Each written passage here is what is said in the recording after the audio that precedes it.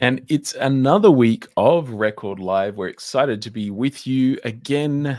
Thank you, Zanita, for joining us as always. We have a special guest, Shaylee Walsh. Welcome, Shaylee. Thank you. Hi. Now, Shaylee, before we kick off, today we're going to talk a little bit about an issue that should concern us. I've heard statistics recently that something like 40 or 50% in some areas of members leave the church. So people who are baptized are leaving. They call it membership retention. There's been a lot of concerns in the South Pacific Division as well with big campaigns to baptize a lot of people recently, and it's like, do we have the resources, do we have the ability to keep some of these people in the church? And one thing that we all know sort of anecdotally, maybe through our own experience, maybe through seeing those we grew up with in church leaving, is that a lot of times we're worried about our young people who are leaving the church. And those are some of the issues we're going to talk about today. How do we keep our young people? How do we engage well with our young people? And how do we give them the opportunity, the best opportunity to remain in the church and to remain committed and passionate and involved in the church, growing and leading the church? So those are some of the things we're going to talk with Shaylee about, because Shaylee has a special interest in this subject. So Shaylee, tell us a little bit, just to get us started, what your special interest is, and maybe a little bit about how you found that this was a passion of yours. Thanks, Jared. For background, we definitely because I do work at the division, so that's outside of the youth space, but I work in Adventist mission as well as marketing and innovation. And part of that, we just did a strategy summit in Fiji, and two of the research areas that were picked by some of our unions was retention. So we've done some massive work into looking into that, particularly in PNG and TPUM. So it is a massive focus of the division strategy at the moment as well. But the thing you've highlighted, and that is really important to me, is definitely the youth side of it. And we did also some studies with Jeff Parker and AUC in just this subject as well. So there's definitely research out there if anybody's interested in reading that. It is available. Just wanted to make that noted. But also my background is in the teen space. So I run a ministry called Imagine Teens as part of the Greater Sydney Conference. It's volunteer-based, but there's about 10 young adults who come together, and we run an event once a year, as well as try to strategize around how do we get research, we just did a think tank two weeks ago with teens across Sydney to try and figure out what are their problems, how do we help find a solution together, how do we get their voices in it. That's a massive, we've been doing it for about 6 years now, so trying to get into that space. The other side is I'm doing my master's in ministry and theology that focuses on youth, family, and culture. So I think I was one of those kids who my family had to leave church when I was a teenager. And so I had nowhere to serve. I didn't have any connections to the church. I came back in at 19 because Beryl Landers, who worked for women's ministries at Greater Sydney Conference, found me at an event I was volunteering at, and I had this big emotional breakdown with an altar call, and she just started to have regular catch-ups with me, and her just wanting to spend that time with me at a coffee shop. That was, I don't even remember what we talked about, but it was the fact that this seemingly powerful woman, like in this position of power, wanted to just spend an hour with me talking about my life. It wasn't about anything in particular. And God led that interaction, and I ended up serving with her for 6 years. And then the teen space came through that, and I didn't know what I wanted to do with my career or with my job. And I got a job at the division. And then this just kind of became really obvious that God was using my journey, my story, my lack of stability in church to want to bridge that gap for other teenagers. So that's kind of where that journey's gone.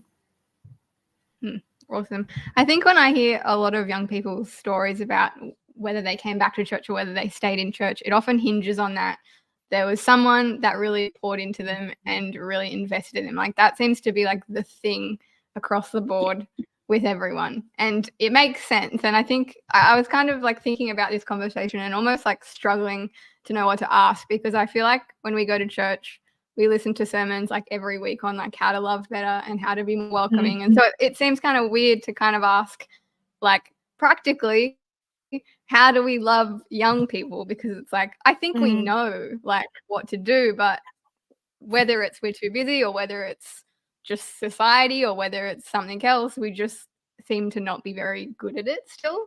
And so I'd just be interested to hear from you, like, do you think we're actually like, is there something that we don't know that we're missing, or do you think it's just a matter of like busyness or something else in society? Yeah, so true though. Like all the ingredients are just sitting there. We do hear it in and out, but I don't actually know if we digest it. So it's like that, taking it to that next practical step of, okay, I have this information. Just like when I'm studying, if I'm not implementing it into my actual life or what I'm actually doing, what was the point of just absorbing all of that knowledge? And I don't think we do that all the time when we do listen to a sermon. I think we sit, we hear, we leave, and we go about our week the same. And the whole idea is that you sit, you are transformed, and you go back into your week different, and you use what you learnt. And so I think that's a major thing to step towards. And part of that is honestly just taking risks. I think a lot of the time people are scared of teenagers or young people. Like they're not interested. They don't want to actually talk to me. They don't like, they just roll their eyes, or like a lot of these external ways they present themselves is that fake front that we even do as adults, because like we're scared to let people in, or we don't. Like if you think about a teenager's brain and just the fact that like they're developing at like insane rates, and their hormones, their like everything's unknown and unsure for them. So what they crave is stable adults, stable people in an environment. So you might think, oh, they're disinterested. They're not. That's probably just a defense mechanism, or just the fact that that's just what happens when you're physiologically becoming an adult. So I like to say they're kind of like spiders, where like, you know how we have that saying where like the spider's more scared of you than you are of it? It's the same with teenagers or with young people. Like they are probably more scared of you than you are of them. So just put that aside because you're the adult, and go forth, learn their name, have a conversation, figure out what they want to do with their life. It might be nothing, but particularly going into that with no ulterior motives is something that really comes through in studies as well. It's like they're so good at detecting if you're fake, and if you're not going in there authentically or genuinely, they're going to turn off straight away. So like going in, just not having expectations for that conversation or for that interaction, but just purely like, I'd like to get to know this person. Like, and if we did, I'm at Avondale at the moment, and we did some interviews with some of those young people that are studying here in different courses, and they were talking about that. One said when he left church, he left 3 different times as a teenager. One was because he was sick. The second time was because of sport. And the first time when he was sick, everybody reached out because it was the right thing to do. The second time when it was sport, nobody reached out. And he's like, if somebody had tried harder, I might not have left 3 more times after that. So like we do it when we're supposed to do it, but do we do it even though we don't agree with what they're doing? Like, yeah. So I don't know if that makes sense, but that's kind of where I think we're at as a church, is taking that next step out of our own comfort zone and stepping into their world. It seems so easy, learning a name, being friendly. Is there something we're missing? Like, surely it's there. Are there any other sort of things we can do to be more intentional in that space? Yeah, I think, well, the only other thing I would, probably not the only other thing, the one thing that's coming to my mind at the moment is the idea of relinquishing power is something you can do in your church, whether you're in leadership, whether you're just part of the welcoming committee. Even if I don't know where you're interacting with these people, I have heard, in terms of showing up, I've heard of people who just went and attended like kids sporting games and how much that meant to them. But part of that is part of stepping out of your comfort zone or letting teens and young people step into a new space is relinquishing control or relinquishing power. And you either step down or step aside, or you open a door or you open a window, whatever your church will allow, because some are better at allowing things in than others. So it might just be like, there's this concept with Fuller, who did Growing Young, where they talk about working on the fringes. So like it might be easier to work on the edges of your church and gradually make small changes that produce a large change. So working on small initiatives that get that done. But the biggest part of it is, if we're not comfortable letting someone else step into a space we were in, nothing is ever going to change. Nothing is ever going to grow, because that opportunity is not going to come any other way. You don't move into a job position unless somebody else moves out or one is created for you. So something needs to happen in order for us to keep young people. We need to take a step at removing ourselves from the picture and actually letting them have a shot, letting them use their voice. Yeah. I think that's really good advice. But I know that some churches are quite precious about their worship service, I guess you could say. Maybe some people, because it's on YouTube or it's televised, or they think that's what gets people coming to church, is like the good music or the really strong sermon. How do we, or should we even hold that standard of a really good service and a quality service, while letting people who might be a bit more shaky or might not be as great singers, or might, like, you know, when you're young, you're doing all this stuff for the first time and you're not going to be as good. So like, should we still hold that service, like that standard of a good service? Like, is that what people are coming for, or like, does that not really matter? Yeah, we're going to step on some toes with that comment. I can already think of churches. I know of too many people who have actually left churches because, like, young people younger than me, like people early 20s, who have left churches because of that exact problem, where it's too produced. There is no room for anybody who's not a like almost professional singer to be up on that stage, and they love to express their gift. Like, one of their gifts is being part of the worship service. And if you're not allowing young people to, one, learn what their gifts are in a safe space, which is what church is supposed to be about, then they're going to leave, which is the whole idea of retention. Like, if you're not allowing them to be up the front, if you're not allowing them to even be behind the scenes or figure out where they fit, they're going to go and find somewhere else to fit. And that may not be another church. It might be completely removed.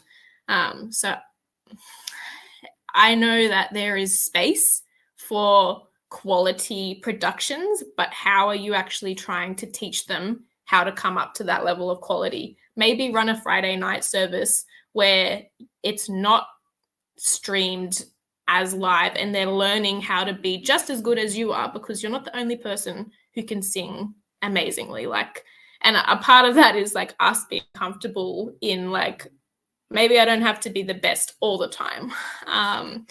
So I would honestly just, I don't agree with it, because it's making people leave. So I think there's a time and a place for that type of production, whether it's every week, I don't know. But I think you caring and loving and teaching young people how to be in roles like that and supporting them and nurturing their talents is more important and is going to mean more to people viewing than a quality production. I know I love to see, there was one young girl at I think it was Mile End Church, and she did the tithe. She got up and did tithe, and this was a couple of weeks ago. I was watching an online service, and she'd have to be like 20-ish, and she got up there and she did jokes. She did jokes as the tithe introduction. I'd actually never heard that. It was like dad jokes, and I thought that was great. And they weren't polished. Like, they weren't like executed with ease necessarily, because she was a little bit nervous, but I was cracking up and I was like, this is great. Like, it made me feel like those warm fuzzies of like they're giving someone a go, and that means more to me. They're going and watching something that start to finish looks like a movie production. Yeah, hopefully that answers.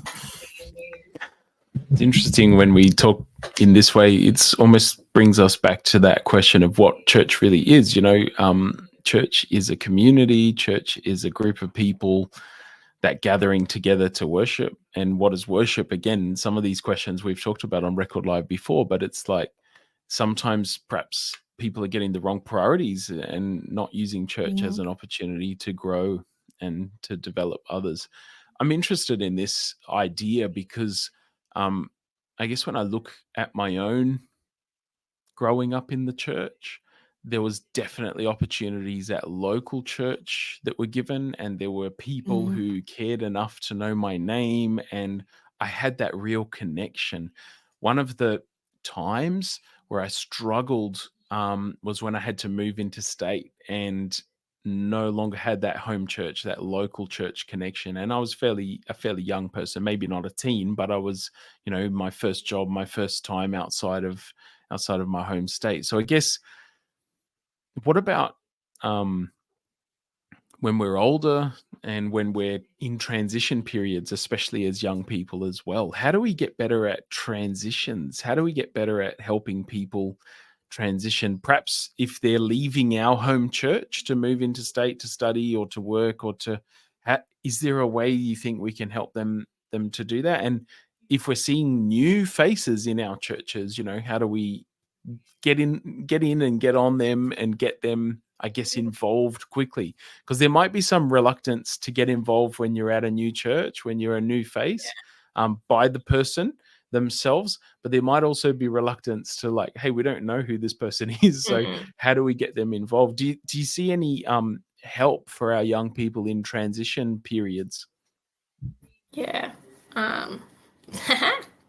That's actually like exactly what I'm going through at the moment. So I moved from Sydney up to the Central Coast like 18 months ago, and I had my home church and my membership still in Sydney. And because I thought it would be temporary, I church hopped, which is very common amongst young people at the moment, is trying to find a base, trying to find somewhere that you fit. I think what could have helped me better is somebody being willing to make network connections with someone up at another church. So like, if you know where they're moving to, maybe your elders, maybe those like the mamas, the aunties, the people who like are really caring in your church, can try and ring around and figure out somebody at the other end who can just buddy up with that person, introduce them, get them involved. I know a huge thing is that most of the time young people want to serve. They want an opportunity to do so. They don't want to come and just sit. And so I found that the churches that I tried to sort of like get involved with up here, it was hard because nobody really did come and talk to you. So you're the new one. You're not going to go up and necessarily ask like, hey, can I have a position on your board, or like, can I be part of your team? Like, that's so weird. Like, that's just not something we do in society. So there definitely needs to be that welcoming committee, either just at your church naturally, or you're intentional about, my young person is maybe going away to college, like maybe they're heading up to Avondale. Do we know anybody at Avondale College Church, like, it's University Church now, that we can sort of get in touch with them or put that in place? Because you're right, they don't necessarily go out of their way to make that connection themselves. Particularly, I'm not even that introverted, but it's just not a bridge I'm willing to cross either, even with work in the conference, work in the division. Like, that's still something that makes me nervous and is a little bit daunting. So like, how do you take that away from being their responsibility and make it yours? I'm not sure I have an exact answer to that, other than just networks and trying to think out, if that was you in that position, what would help you. Yeah. I like that idea though of letting people, like hooking people up essentially. If you know someone who's moving, then introducing them to someone who will be down there. Because I guess touching on what you mentioned, Jared, one of the things that's difficult about being like a teen or a young adult is that you're going through everything for the first time. So everything is like such a bigger deal because you're like, I don't know how to deal with this, and I don't know what the wisest thing to do about this is. And I think that's why, and this is something that Growing Young book talks about, is intergenerational relationships are so important. And this is less of a question and more just of a comment or a story. Is like, recently I know someone who moved areas, and her intention was to go to like the big church with the great service with heaps of young adults, and she went there and she went a few times but wasn't really like spoken to by anyone. And so she's like, I'm going to go try a different church. And she went to the church plant down the road, which was just made up of 20 old women. And the women, they were like, oh, a new girl. Like, they were also excited to have her because she was young and they hadn't seen her before. And like, there was just like instant connections. And so she's been there for like 6 months now, which it's like, you would think that she would go to the cool church, to the church where there's all these young adults, but she's actually really loved the church with the 20 old women. And so I think that's just, yeah, it's just interesting because it's not what we expect. Yeah, 100%.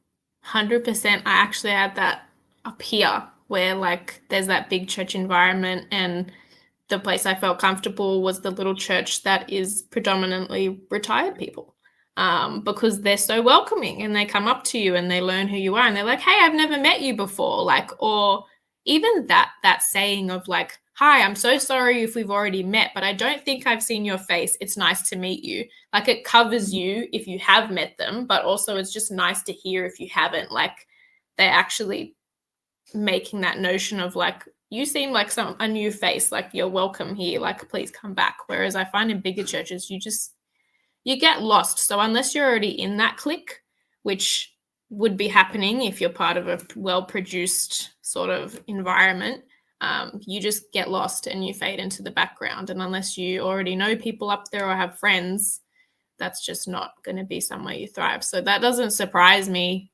from my experience, but it probably would surprise most of our members. But I love that she had that experience.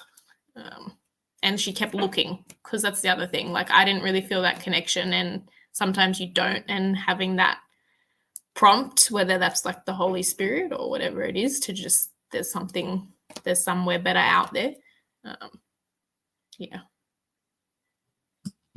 Just going back to handing over the keys, opening doors, making opportunities and stuff. I think that's really important, because I don't think, I think you sort of touched on it, but unless we do that intentionally, it's very, when you said the phrase, giving up power or pushing off power, we tend to talk ourselves out of the fact that we even have power as Christians. We're uncomfortable with the idea that we are proud or powerful or and so we almost are in denial in some ways. We're involved at a church, we have social connection, we have power in that circle. And so I think it's good to define that, what we mean by power and what we mean by sort of control of a thing that we're letting go of. It doesn't mean that we're a controlling person, or that we're trying to lord it over other people. We're dictators in our spaces. We're actually, all it means is we're better connected, we're more mature in the faith.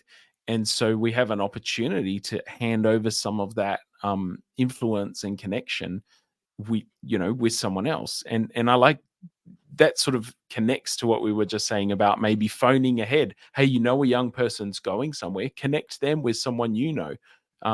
I know a lot more people around Australia since leaving my home church. And if I'm going somewhere, or a young person, I find out they're going somewhere, maybe I know a minister or an elder at that church. Maybe I know a friend who I used to go to college with and goes to that church. So I can actually be a bridge that helps. And it's like, that thing that we always say about Jesus. He didn't consider equality with God something to be held on to, but he released himself. He acted as a servant. He lowered himself to our level. And it's, I think, are there other ways, apart from giving them that role, how do you think it might be effective to mentor someone, I guess, into a new space? Have you seen that? You mentioned yourself that you've been involved with teen ministries and with women's ministries. You had a role as a volunteer there, and someone spotted you. But what were more opportunities that we given you, perhaps, so we can see that play out practically, underneath teams or within teams, alongside people that just helped to mentor you into that space, that meant, hey, you made the decision, hey, I want to come back and be part of this? Yeah, I think something important to note with what you just said too is like, you don't have to have a position of power as such, of like, you don't have to be on a board, you don't have to be part of the eldership, like the elders team. You can just be an everyday member of the church. But there's that concept we talk about. I don't remember who it came from, if it's like a Peter Rowenfeld thing or like somewhere else, but like finding people of peace and like finding those influential leaders who aren't necessarily leaders in how we would say it, but those people who have those connections and even have that drive to just sit down with someone and be like, where are you moving? Okay, what are the churches in your area? Let's call that pastor and see if, like, because information should be on the website or at the conference, and just like taking that extra step. But coming back to your thing about mentorship, I haven't executed it really well yet in the Imagine, like in the teens space.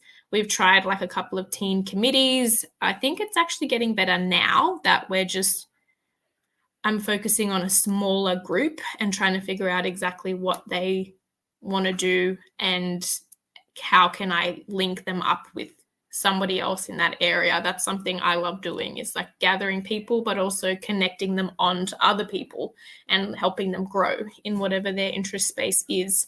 For me, but though personally, when I came into, so like just going back to women's ministries, that was my first space to serve since probably really ever, because I left the church around 13. So you don't do a whole lot at 13, and went in and out of Pathfinders. And so like I came into the conference and she just spent that time with me for, or I don't know how long it was. It could have been like 8 months, just getting to know me. And that's not necessarily part of Beryl's nature. As much as I love her, she is not the most patient of women. And so like that was definitely like a Holy Spirit thing, is like, are we listening to those prompts as well? Are we going in without a self-serving agenda? She wanted me to serve on her team, but she waited until she was given an opportunity where I was ready. If she'd asked me the first time we sat down, I don't think I would have agreed to it.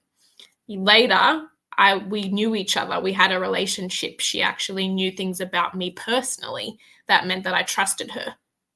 So when she asked me to join, and because she needed like tech help and like social media help and all of this, I did. And I did all of that for free. And you didn't have to convince me. I wanted to do it. And I became like her unofficial assistant for like the next 6 years. She really got like, well, not her money's worth because she didn't pay me, but she really got a good deal in there.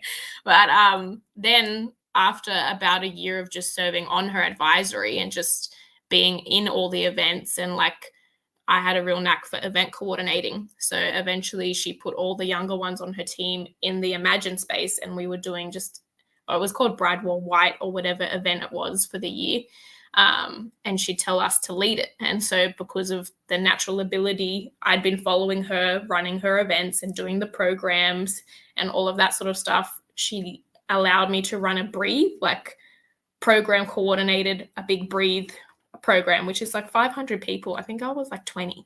And so I didn't even dawn on me at the time, but it does now, what a big event and responsibility that was, that she trusted me with.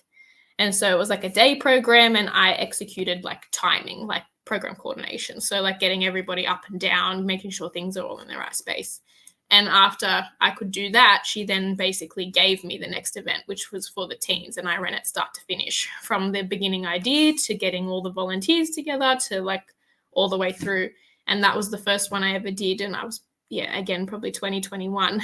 And I think she saw that progression and was sort of testing things as I went. But I only see that now looking back, because at the time it was just like, wow, she's given me such a big opportunity and responsibility. Like, I'm going to take this and I'm going to like do the best that I can with it, because that had never been offered to me before. And I had such a passion for it that I turned it into a bigger ministry, and it went from there. So I don't think she knew that's what was going to happen, but she was gradually listening and prompting and growing me in ways I didn't even realize at the time. Sorry, Zanita, just to jump in, just to reflect on what Shaylee's just said. It's amazing to me to see that, you know, we often complain about the lack of capacity we have as a church to get things done. But what you've just explained, that scenario you've just described, has led to multiplication, like, of leadership. So Beryl's still involved, you know, she's still someone, women's ministries is still going, but now we have this teens ministries and we have a leader equipped to make it happen. And it's like, well, that wouldn't have happened without some intentional mentoring and the process that you've described. So it's fascinating that, you know, that multiplication happens alongside of mentorship, which is what we want to see as a church. So I just wanted to reflect on that and just bring that out. It's amazing to see that sort of thing. Sorry, Zanita, go ahead. It's all right. I was going to say the same thing. It sounds, the word that's coming to mind for me is empower. It sounds like she's really empowered you to do something that's really big and important that you mightn't have put yourself in that position to do without her. So I think that's really cool. But I guess, just to wrap up, when we're thinking about investing in young people, whether it's, I don't want to say to keep them in the church, but to help them in their relationships with God and to help them know God and want to have a relationship with him. We're often talking to adults who already have kids, or adults who are probably focusing on their careers. And realistically, like, probably everyone is short on time. Like, it's just the reality of the society we're dealing with. And so I guess just to end, you've already given us really good practical advice, but is there any other advice that you would give that, like, isn't like, you know, you don't have to have someone alongside you every day of the week, but what are some like small things that we can be doing that you can just leave our listeners with, that they can be just keeping in mind to like do every now and then with young people? Yeah, I loved what you just said, in that it's not about keeping them in the church, it's about keeping them in a relationship with Jesus. And that is like where we come from through everything we try to do with Imagine, is like, I don't really care if you know the fundamentals. I care if you know Jesus, and if you, because that's where you start. And usually that starts with teens, with a loving relationship with somebody older than them. So whether that's family, whether that's like a church community, wherever that person is, you are the one presenting Jesus before they go study their Bible, before they go and learn, because that comes with age as you grow. Something that when we've done focus groups and stuff, they've commented on is like, it was always a relationship. So it's not about how good the Bible study was. People don't really remember that content 5 years down. They remember the feeling they had when somebody sat with them every week and just wanted to be there and listen to them and help them understand. And that's the important part, is like, you actually take the time to just be there, to do those things like we mentioned about just learn their name, say hi to them every time they come in. If you don't see them for a week or two, message them, go around and see them. Actually, if like, there was a story that I briefly mentioned before where like an older man in the church just started to go to this young boy's, I think it was like a footy game every Sunday, and they developed this beautiful relationship over time. And that was the only interaction they ever had, was him going to this footy game. But that was such like a pivotal thing in that young boy's life. So it's like little things like that, where how can you fit that into your week or into your month or into something where you're consistent? Because that's probably the biggest thing there, is consistency with young people. They need to keep seeing you, keep hearing a message. It's not going to stick just one time. Well, we've fast run out of time, but it's been an awesome conversation today, Shaylee. Thank you for prompting us on some of these matters. And as we've said, yeah, we want our young people, from myself now as a parent, I want to see my young people have a relationship with God. And I want other people in the church to care about my kids as they're growing up. So some good food for thought for us. And this week, let's get alongside a young person, if we have a chance, whether they're related to us or not, and try and pour into them and give them some opportunities. And if we can't, we can still pray for them if we don't meet face to face this week. It's very important for us to pray for young people in our churches and for God's leading in their lives. All right, ladies, thank you for joining us today. It's been another fantastic conversation, and we'll see you again next week on Record Live. God bless. Thanks, Shaylee. Thank you both. Bye. Bye.